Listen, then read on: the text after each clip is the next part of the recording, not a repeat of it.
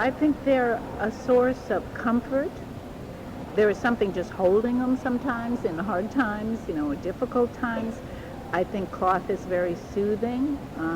I think just, picking up a quilt can be a very comforting thing. I think that... Yes. When my mother was diagnosed with cancer, the first thing I had to do, I had to make her a quilt, and I knew I didn't have much time. So I put together a quilt top, and I tied a quilt for her. I didn't have time to quilt it. And I took it down with me to Florida. And I lived with her for her last 3 months. And she slept under that quilt in her last days. 12 years ago, my sister died. She had been sick for many years, 2 or 3 years really in bad shape. She had cancer, she had melanoma. And I would spend a lot of time with her in the day. I would come home and my therapy was sitting and hand quilting. In December of '94 is when I was diagnosed with breast cancer. So after my surgery and all, well, I was started, sitting around and brooding, and so I just got this quilt back out and started working on it. So that was the therapy that kept my mind off of my medical problems. And so I just kept on adding more stitches. So I kept with it. But anyway, the quilting kept my mind off of my problems, and now that I've been six years free of cancer.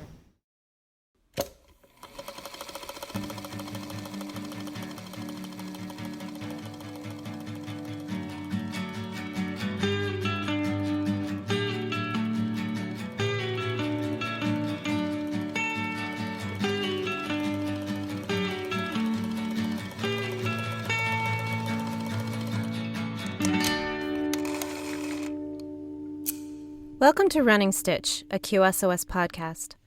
I'm your host, Janneken Smucker. Let's face it, it's 2020, and 2020 won't quit. We are living through difficult times.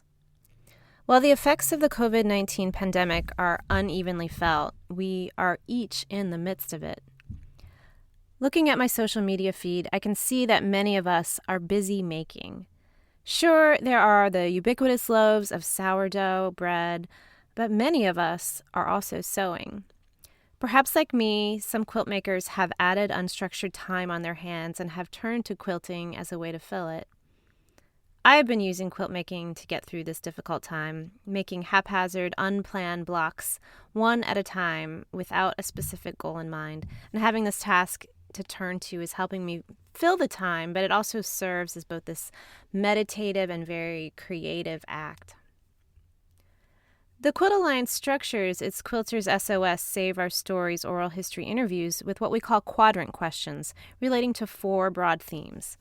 Some questions relate to the touchstone object, a quilt, that the interviewee brought with them, as we discussed in episode 1 with Victoria Finley Wolfe. The other 3 themes are the interviewee's involvement with quilt making, the aesthetics, craftsmanship, and design aspects of quilt making, and the function and meaning of quilts in American life. Within the category of involvement in quilt making is a question that often yields unexpected, moving answers, and at times is the emotional center of an interview. Have you ever used quilts to get through a difficult time? Tell me if you've ever used quilts to get through a difficult time. Oh, yeah, lots of times. I had a period of 7 years when I wasn't able to quilt. I wasn't able to do anything. I was sick. I was really sick. And it was like being in a deep, dark hole. I spent all my time staring at walls. And they didn't know why or anything, but it was quilting that pulled me out of it. I decided I have got to be able to make quilts again. Today's guest, Melanie Testa, knows a few things about quilt making to get through a difficult time. Quilt Alliance Executive Director Amy Milne first interviewed Melanie in 2010 at the International Quilt Festival in Houston, Texas. Okay, hi. This is Amy Milne interviewing Melanie Testa for Quilters SOS Save Our Stories, which is a project of the Alliance for American Quilts. And we're here at the International Quilt Festival in Houston, and it's November 5th. 5th? Okay. And it's 2010, and it's 1:22 p.m. Melanie, tell us about the quilt that you chose to bring for the interview. I chose a quilt named Repose, and this is a really pivotal quilt for me. I learned a lot, and I engaged with this image in several ways prior to committing it, and it really opened up the possibilities of how I approach making and creating my quilt art. Joining me today on Running Stitch is artist Melanie Testa, quilt maker, fabric designer, painter, fabric printer. She's also the author of the recently released Playful Fabric Printing, the complete guide to creating beautiful and vibrant cloth using low-tech tools, along with co-author Carol Soderlund, among several other books she's written as well. We're recording this interview here in late May of 2020, so we're all, of course, still sheltering in place, at least we in big East Coast cities are. Melanie's joining me from Brooklyn. And one of the questions that we've typically asked in QSOS interviews is, how have you used quilt making or quilts to get through a difficult time? And needless to say, here in 2020, times are difficult for all of us to one degree or another. So I want to start our conversation today with Melanie, asking, how are you using your art to get through this difficult time of the COVID-19 crisis? Well, hello, and thank you for having me. So this is a very exciting thing to contribute to, and I appreciate the opportunity. So glad to have you here. So how do I use my art, quilting, sewing to help me through difficult times?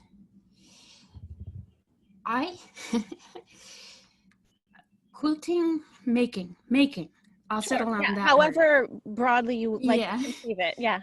Making has always been my go-to. I sort of use it as a therapeutic means to meditate and clear my mind. I find that I have a lot of mental noise, and dipping into what, being creative really helps me to sort out the noise, to ignore the noise I don't need to pay attention to, and focus on just simply being. So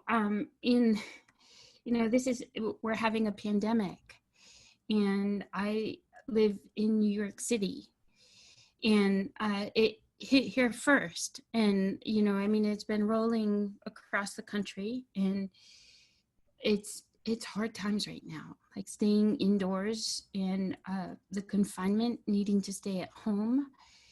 This is tough. So I thought at first that I would use my my stay-at-home time to machine quilt. I print my own fabric. It is what I love to do. And I use Procyon MX dye on white cotton cloth, and I print fabrics that, like last summer I was onto a unicorn theme. So I printed gads of unicorn fabric in every,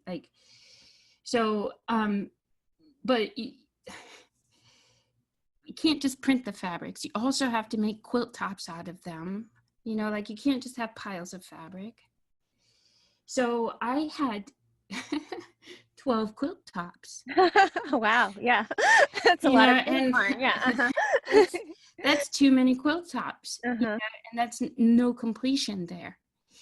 And I was finding that my focus is on printing the fabric. So after the quilt top is done, I'm done. Let me print some more fabric. But no, that cannot be. It has to be complete. So Angela Walter was doing this quilt along, machine quilting quilt along thing, and I got focused. And then the pandemic hit. And my best friend is a mental health care worker. And at first, her workplace was not giving out masks to mental health care workers. And I assume she was considered an essential employee. Essential She was employee. continuing Yes. to work. Mm-hmm. She was continuing to work. And like one day she texted me, "Oh my God, somebody has a cough. They walked into my office." And I'm just like, "Oh my God, I will help fix this." So I went online and I found a pattern and I made some masks and I asked my friend, and my friend had already made 30 masks.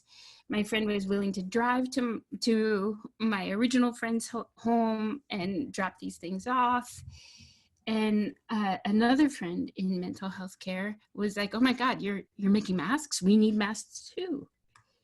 And so that friend set up a GoFundMe for me to fund the getting of the supplies and the ability to make and give away and do all of these things. And so I kind of just stumbled into mask making. Uh-huh. And the nice thing about it is, you know, like I've got a stash. I don't have much of a stash because I do print my own fabrics. But, you know, like I am always looking for ways to cull my stash. You know, like I don't want to keep this stuff, and I would like to like get it out, like process it, move it, get it out. And so I started making masks and just pulling out as big as a piece of fabric as I could, you know, give away. Like, I don't even care. And friends started sending me fabric, and I started asking people, you know, like, "I'm not set up to do this. Can you help me? Can you help me do this?" Right. And so it was like March 11, I was let go from my part-time job. Mm-hmm. And it seems like within a week of that occurring, I kind of replaced all of that loss with mask making. Uh-huh. And you know, at that time, living here in New York City was super scary. Like the ambulances were all day long. The ambulance sirens passing by the house, you know, and you know, we had just been put into shutdown. And so like New York City living is tough. I mean, it's great. It's great normally, you know, like our apartments are small, but you know, you go down the street and you have your coffee, you know, or There's a whole world outside your apartment. Yeah. yeah, you know, at the end of the day, if you don't want to have wine at home, you can go out to the corner bar. Mm-hmm. But like in the matter of days, nothing. And at first they really didn't know what all of the different needs of the sickness were. So, you know, like at first social distancing was 3 feet away, and then it was 6 feet away, and then it was, you know, like nobody should be going outside. Everybody should be staying inside. So the needs started changing, and the understanding of how it transmits wasn't as strong. And so those were really scary times. And I have to say, like, I wasn't really prepared to start making as many masks as I have, but it's in great gratitude that I had that. You know, like that time and that space to just quiet down, to make the thing, to perfect it, and to get them out the door. You had a task, yeah, and a purpose. I had a task and a focus. Right. And you know, like because I had the GoFundMe, and I was donated all this cloth, it was a sort of a two-part thing, like donate some money, donate a little extra. The extra will allow me to give masks away to my essential workers here locally. And I have to say, like, I jones for that. That's that's the part about it that I really love.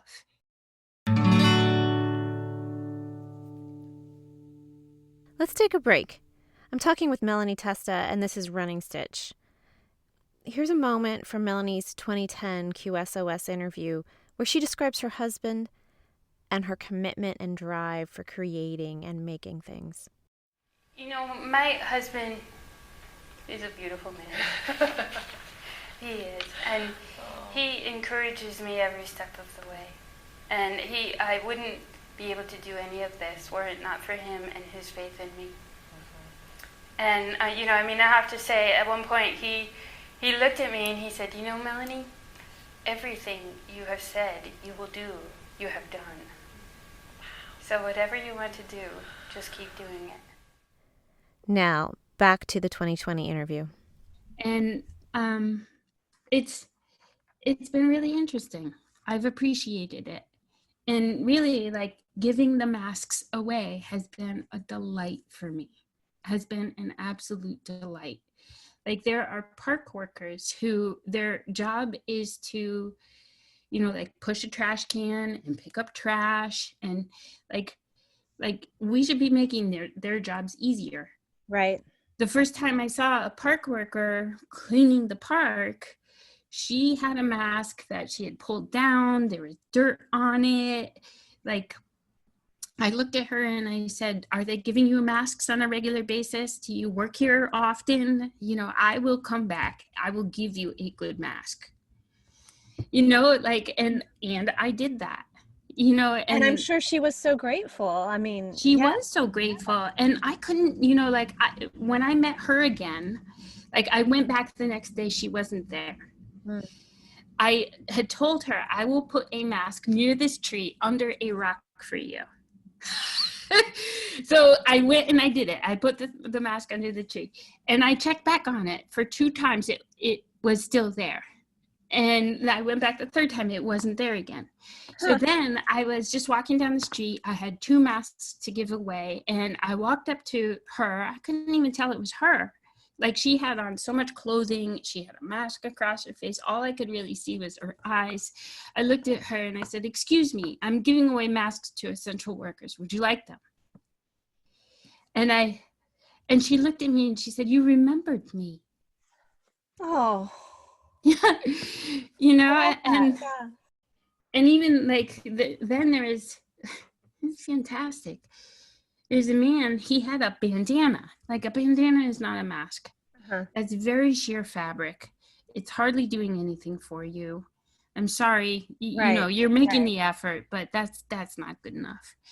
And so he was taking a vegetable delivery. I'm like, vegetable delivery, man, that's an essential worker. Like, absolutely, yeah.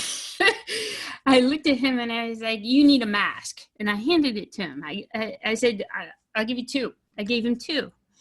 Like, he thanked me through Instagram stories. Oh. And so then he emailed me and he said, I'd like to open my business. I'd like to buy one for everyone to wear. Uh-huh. And so he placed an order. I know that he has 12 employees. He could only afford 9. So my community completed his offer, his order. And I saw that you every time someone makes the purchase of one, you I give one. So there's a one particular mask that it's a buy one give one scheme, and then the rest of them, if I sell 3, I will give 1 in that style. And people are buying.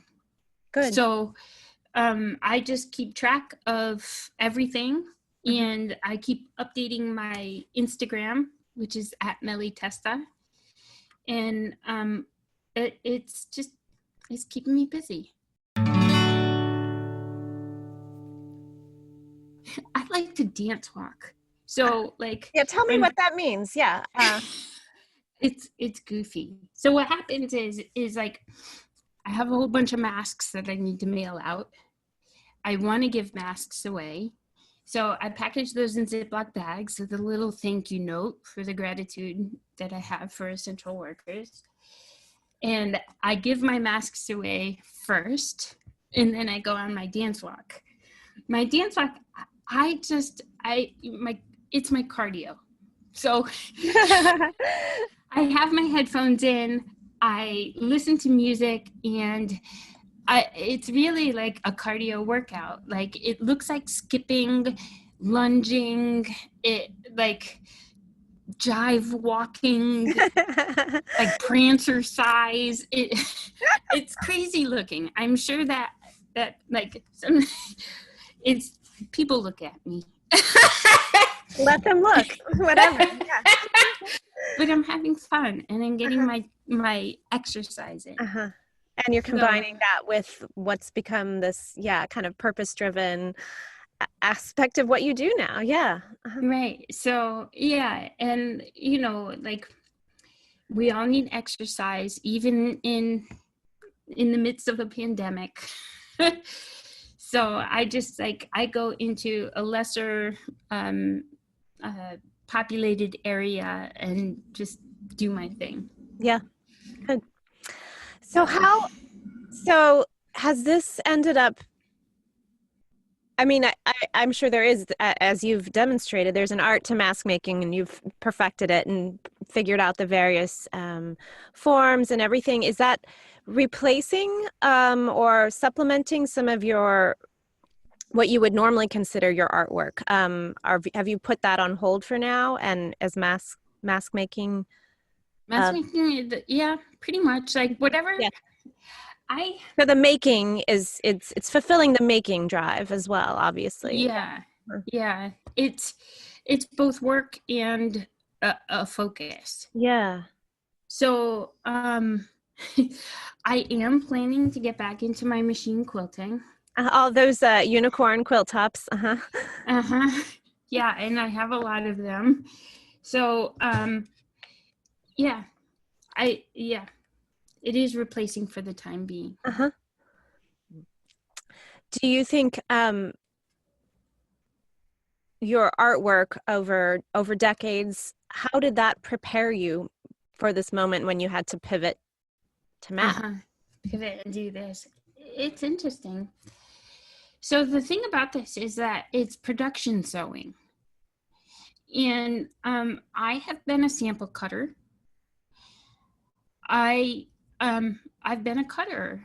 I've been a sewing machine operator. I've worked in factories. I've worked in a women's clothing manufacturer. So, and in each of those jobs, I really like to soak up and take in what I see. And so I like figuring out how to put the masks into production and make 24 rather than 2 was really supported by my paid work outside of in the garment industry and textile industry, right? Yeah. So, and 2, I have 2 fabric lines, and so I have used some of that cloth, which is very exciting, very colorful, and I have to say they're really good sellers as far as my Etsy shop goes. Sure, they're more beautiful than your average mask. Yeah, so that's been a lot of fun too, and so yeah, I've always worked in sewing and making, so that's been a really helpful thing for me. Right now, yes. I'm about to. I just can't stop focusing on it. I like making masks, and so I am about to write and publish mask making reviews. That's fantastic. That will be so patterns. Helpful. Yeah. I mean, I have heard and read and on Twitter, other people who sew struggling, not wanting to make the mask, not wanting this to be the thing that they have to make, Right. And I understand where that perspective is coming from as well, but I love that you're 180 degrees from there. You've embraced this, and not just as a chore, but as you've found meaning in it. Right. It is, like like being able to give them away, to see the expression on the person's face. Do you know, like I gave one mask away to a male worker, and as I was walking away, she yelled, "This is really quality stuff." Like, you know, and it's important. Like, I don't think this really, like, I get kind of philosophical about it. Do you know, like, this is production work. So I know how much it takes to make a mask, like a surgical style tie-on mask. You know, like I can probably make 65 masks in 3 to 4 days time of that style. And so when I give it away, I know the work, I know what's involved. Do you know, I know the value of, Right. and it's interesting too, like I am a quilter, and many of my fellow quilters just buckled in and started making masks. Where can I send them? Right. Doing it all for free, using their stash. Mm-hmm. And I have to say, like, I value this. It's ingenuity, Mm-hmm. you know, and it's what we're built for. Like, we're community. We do community. And so at first I felt kind of funny. I'm charging, you know, and Right. but at the same time I was like, how can I make this work for all of us? Yeah, you're making it sustainable, and I mean, I love the buy one, support one. I mean, that's a perfect Right. model. So like that's where the joy comes from. Mm-hmm. Right. You know, and really, like, and I follow the conversations about masks online. So many people don't want to wear them, feel constrained by them. I get it. Get it. You know, and I mean, we were talking about using creativity in difficult times. Mm-hmm. And you know, like I had cancer, breast cancer. Right. And during that time I had to use the subway, travel, you know, like it was a very scary time. Like I didn't want to get ill on top of going through treatment. Right.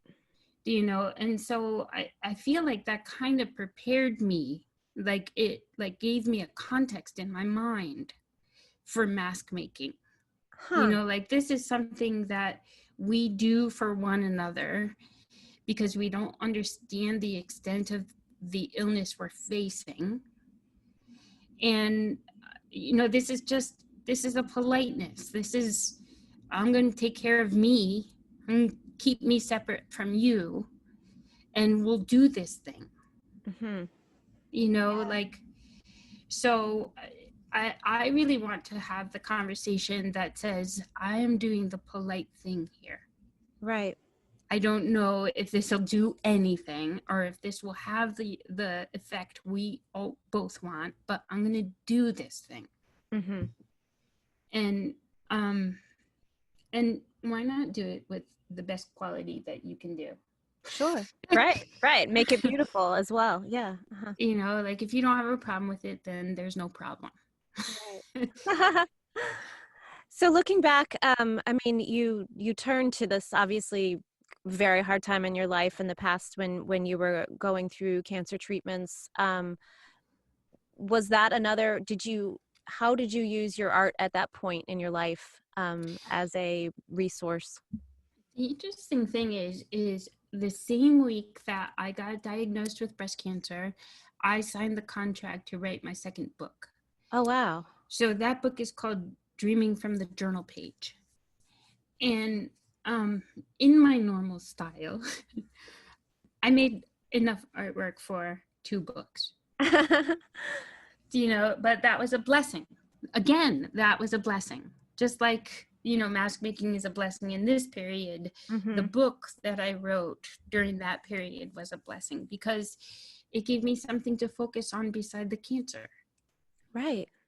And so, yeah, I really feel like as an individual, I have turned toward the creative process in the most difficult of my personal time here in life as a means to, turn down the volume and be present to the difficulty, and for as much as I can without resistance. It's the resistance that makes difficult times even harder. Yes, that's well said. Right. So if you can alleviate the difficulty the most, just calming your mind, that's the best way to go about it. That's really helpful advice. We all need to hear that right now. Yeah. Right. So what are you most looking forward to once you're able to set mask making aside? I want to print more fabric. Yeah, it sounds like that's such a exciting process. Yeah. It really is. Just before all of this went down, before my mask making endeavors, I had told myself, I need to buy 50 yards of white cotton. And I said, please don't buy the white cotton. Please focus on your 12 quilt tops. Get those in the hopper. And then buy your 50 yards of cloth and get back into your printing again. So really right now, for the next few months, I'm going to be focused on machine quilting. Mm-hmm. So I've fallen in love with Angela Walters. The interesting thing is I love to make the cloth. And it piles up. I mean, literally, I have a foot of cloth back there that I'm I don't even know how to use it. So, but I really feel like in the last 10 years or so, as I've gotten more and more into printing my own fabrics, the quilting world has gotten far ahead of me. In terms of the quilt making itself. The quilt making itself has gotten far ahead of me. And because previously I did more art quilt type offerings, now I'm getting more into traditional things like the wedding ring block. Using the patchwork. So now I really feel like my machine quilting skills need to step up to my peers. And are you able to machine quilt at home in your space? Or I am. Yeah, good. My it's all domestic. Right. I have a Nina 1001. It works great. But I really have to shove my quilt into that little But yeah, I do the whole thing. But I just recently fell head over heels for Angela Walters. I love a good YouTube deep dive. Nice. And so she really has a good backlog of videos and all that kind of thing. And so I've just been immersing myself in learning her techniques and figuring out how to apply it to my quilt tops. So it's been an exciting time in terms of my creativity. And it's a lot of fun too, to see the difference between my art quilting and now my more traditional. Right. Because as you look at my more traditional quilts, you might not be in the know that it's entirely hand printed cloth, because it I think I can pass now. You can pass for a mainstream quilter. Yeah. So it's been fun. It's been fun. Great. Well, I'm looking forward to seeing what you do as you finish all of those tops and then start piecing or printing more fabric again.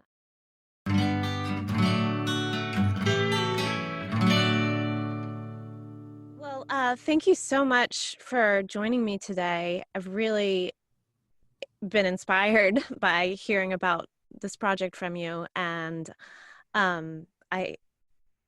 I don't have a lot of optimism right now, but you've you've helped me in that regard today. So thank you very Good. much. You're welcome. And I wish you all the best in Brooklyn and New York City, and hopefully we'll all make it through one way or another. I'll make it through. Well, I mean, many of us. Yeah. Yeah. this is hard times. This is the hard part. This is the hard part for sure. So thank you.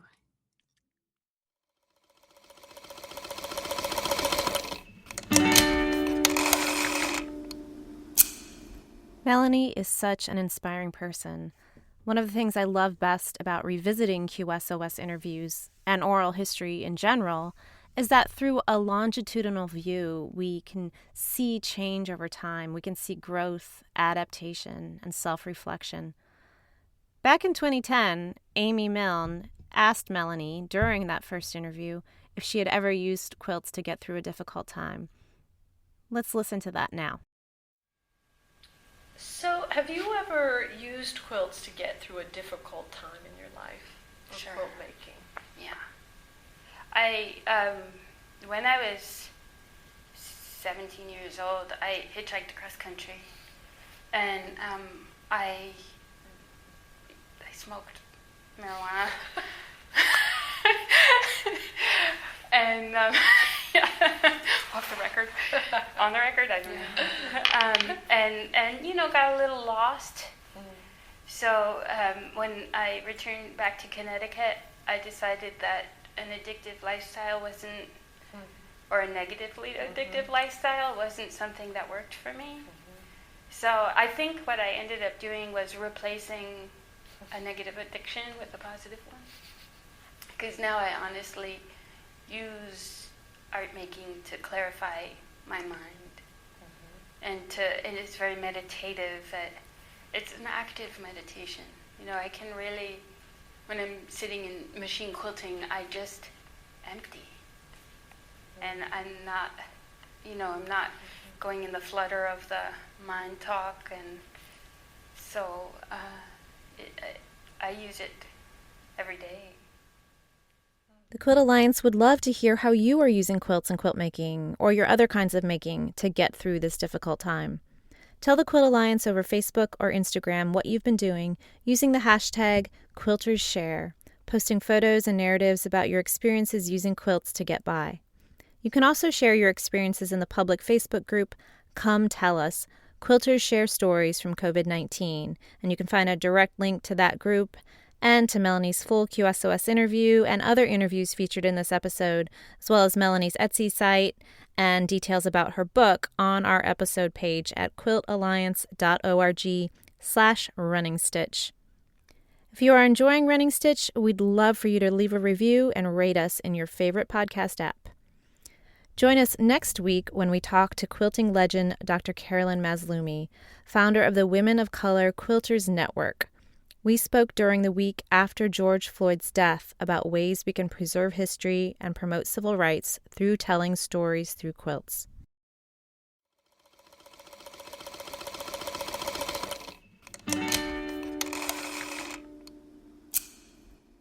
Running Stitch, a QSOS podcast, is a project of the Quilt Alliance, a member-supported national nonprofit dedicated to documenting, preserving, and sharing the stories of quilts and quilt makers.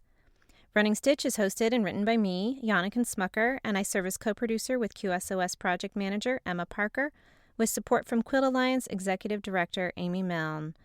This podcast is generously funded by the Robert and Artist James Foundation.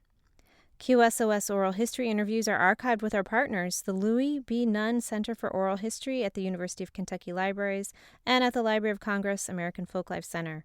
You can listen to full interviews and see photos of quilts at our website, qsos.quiltalliance.org. Running Stitch features music by Chris Eselgroth, accompanied by a singer featherweight, and Amy's Best Sewing Shears.